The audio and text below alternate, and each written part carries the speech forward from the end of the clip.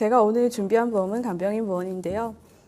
사람은 누구나 한 번쯤 병에 걸리기도 하고 다치기도 합니다. 그럴 때 우리는 다른 사람에게 간병을 받게 되는데요. 가족이 간병을 할 수도 있지만 그럴 수 없을 때 간병인을 고용하기도 합니다. 이렇게 간병인을 고용할 때 발생되는 비용을 보험으로 대비를 하실 수가 있는데요. 아직까지 그 부분에 대해서 모르시는 분들이 많이 계신 것 같아서 저는 그래서 오늘 간병인 보험에 대해 알려드리려고 준비를 했습니다. 우선 간병인 보험에 앞서 간병인이 필요한 사회적인 변화에 대한 말씀을 먼저 드리겠습니다.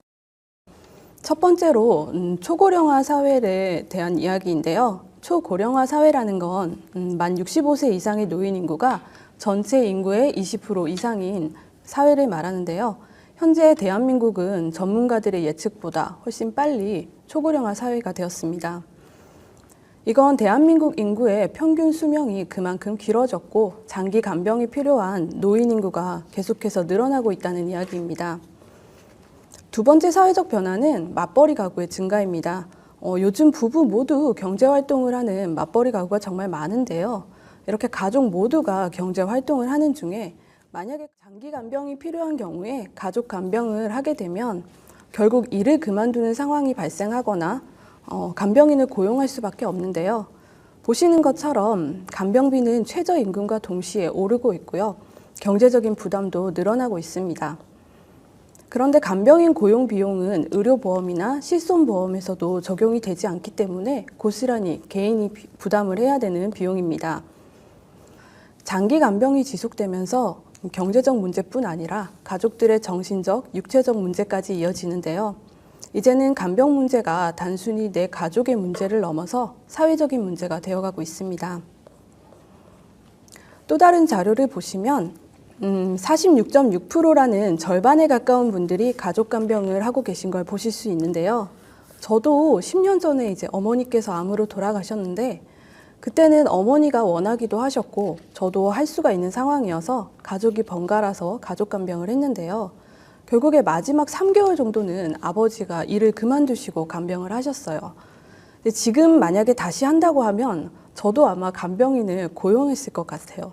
이게 어머니를 지금 제가 떠올리면 건강했던 어머니 모습보다 아팠던 기억이 더 많이 남아있는데요. 그런 것이 아무래도 심리적인 트라우마로 남은 것 같습니다. 이런 정신적인 문제뿐만 아니라 이제 육체적인 피로도도 가족 간병이 힘든 이유 중에 하나인데요. 간병을 오래 해보신 분들은 아마 아실 거예요. 환자뿐만 아니라 보호자 역시 병원에서 장기간 생활을 하면 육체적인 피로가 쌓이게 되는데요. 환자를 돌보느라 기본적인 식사나 수면을 제대로 할 수가 없습니다. 앞선 극단적 사례도 그런 가족 간병이 길어지면서 생긴 비극이라고 생각합니다. 간병에 대한 또 다른 사회적 문제는 간병인 부족인데요. 요즘은 간병인을 고용하는 일이 정말 쉽지가 않습니다. 간병 기간이나 환자의 상태 혹은 간병 환경에 따라서도 고용을 거절당하기도 하고요. 그리고 추가 비용이 발생되기도 합니다. 간병인을 구하는 사람은 늘어나는데 간병 인력이 부족하기 때문에 간병인들도 환자를 선택해서 받는 상황입니다. 우선 간병인 보험은요, 크게 두 가지 상품으로 구분이 되는데요. 보험사에 간병인을 보내달라고 요청을 해서 간병인을 직접 지원을 받는 간병인 지원 일당 상품과 간병인을 일단 고용한 후에 고용 비용을 보험사에 청구해서 보장 금액으로 돌려받는 간병인 사용 일당 상품으로 구분이 됩니다. 쉽게 말해서 사람으로 직접 지원을 받으실 수도 있고요. 돈으로 지원을 받을 수도 있어서 선택을 해서 가입을 하실 수가 있는데요. 간병인 지원 일당은 보험사에서 간병인 업체와 제휴를 맺고 전문 간병인을 직접 보내주기 때문에 간병인을 구하지 못하는 걱정이 없고 만약에 지원받지 않을 경우에는 입원 일당처럼 일당으로 보험금을 받을 수도 있습니다. 지원 후 간병인을 부득이하게 교체해야 할 때도 모니터링을 통해 교체하는 것 또한 가능합니다. 다만 이 상품은 갱신형만 가능하기 때문에 보험료 변동이 있으실 수 있습니다. 그리고 또 다른 상품인 간병인 사용 일당은 직접 간병인을 고용을 한 후에 비용을 보험사에 청구하는 방식인데요.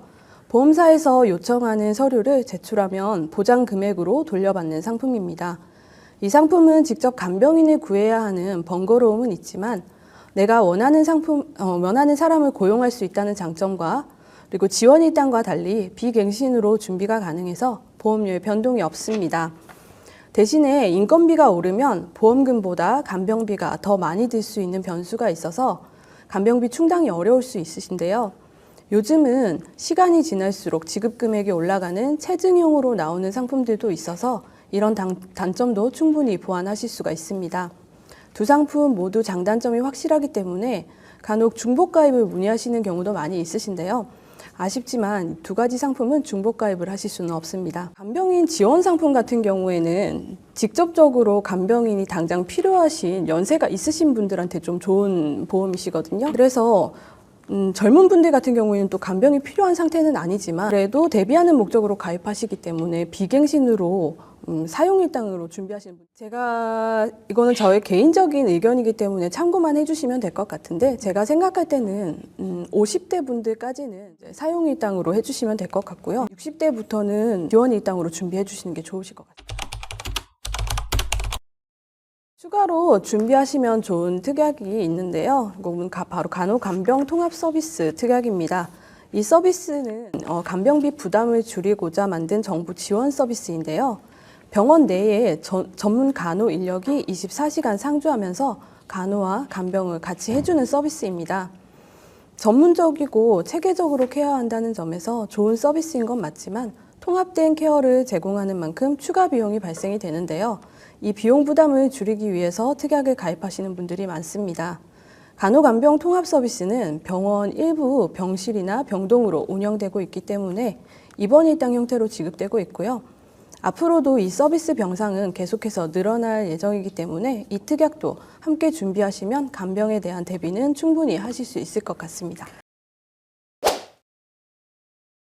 우선 간병인 보험이 필요한 이유를 정리를 좀 해드리면 첫 번째는 장기 간병이 필요한 노인 인구의 증가 때문이고요. 두 번째는 장기 간병과 더불어 최저임금이 상승하면서 간병 비용이 계속 늘고 있다는 점입니다. 그리고 세 번째는 가족 간병의 부담을 완화하기 위해서인데요. 이런 여러 가지 문제들을 간병인 보험으로 대비를 하실 수가 있는데요. 간병인 보험에는 간병인, 즉 사람을 직접 지원받는 지원 일당과 실비처럼 간병인 고용 비용을 청구하는 사용 일당 상품이 있습니다. 최근에는 간호간병을 통합으로 서비스해주는 병상이 늘어나면서 그에 대한 추가 비용을 보장해주는 특약도 함께 준비해 주시면 좋을 것 같습니다. 간병인 보험은 간병이 필요할 때 재정적 어려움을 예방하고 적절한 지원을 받을 수 있도록 도와주는 중요한 보험입니다.